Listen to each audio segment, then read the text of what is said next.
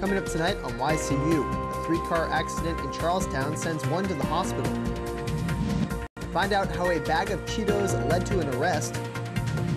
And we have hockey highlights from the Hanover versus Oyster River championship game.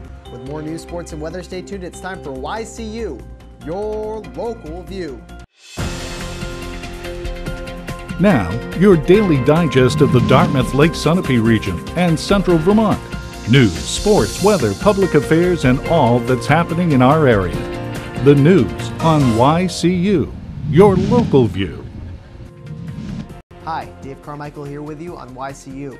A young woman was taken to Valley Regional Hospital in Claremont yesterday morning at 11 a.m. after a three-car accident on Route 12 in Charlestown.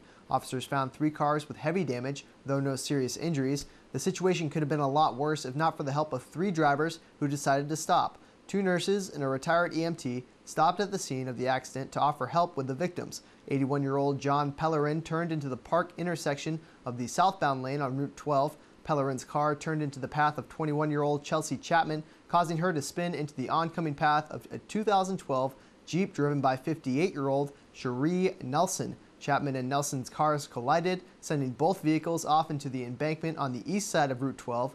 None of the airbags in the 3 cars deployed. Pellerin and Nelson were both wearing their seatbelts. Chapman was not wearing her seatbelt at the time of the accident and was later taken to the hospital with neck and head injuries. A Newport man's craving for Cheetos helped lead police to his home after a high-speed chase on Route 103 Saturday night. 41-year-old Lance LeClaire was arraigned yesterday in Claremont District Court on numerous criminal charges related to the race, including driving under the influence, his 4th such arrest. LeClaire reportedly drove to a friend's house in Newport, where police spotted Cheetos outside his vehicle that was still warm, and then saw a bag inside the home and asked the homeowner who they belonged to, and she said that she did not eat Cheetos. She allegedly told police that LeClaire had been sleeping. The vehicle was seized and he was arrested the next day. In Springfield, there have been another rash of thefts from vehicles on Dewey Street, Union Street, and Spring Street areas, with another stolen vehicle that the keys were left in it on Spring Street. The car was later recovered, but police are urging people to not leave valuable items in your car or your keys in your car.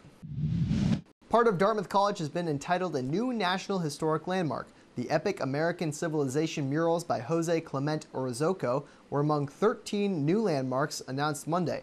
The National Park Service calls them among the most important works in the country by Orozco, who was one of Mexico's most famous mural artists in the 20th century. Several people are speaking out about Vermont police use of electronic stun guns, and they're saying that much stronger statewide standards are needed for their use. Opponents say they sometimes substitute for more lethal firearms. The comments came during a public forum hosted yesterday by Attorney General William Sorrell, who promised to hold it after he cleared a state trooper for criminal liability in the stun gun death of a Thetford man last year. Lawmakers are considering legislation to improve statewide standards on the taser use in Vermont.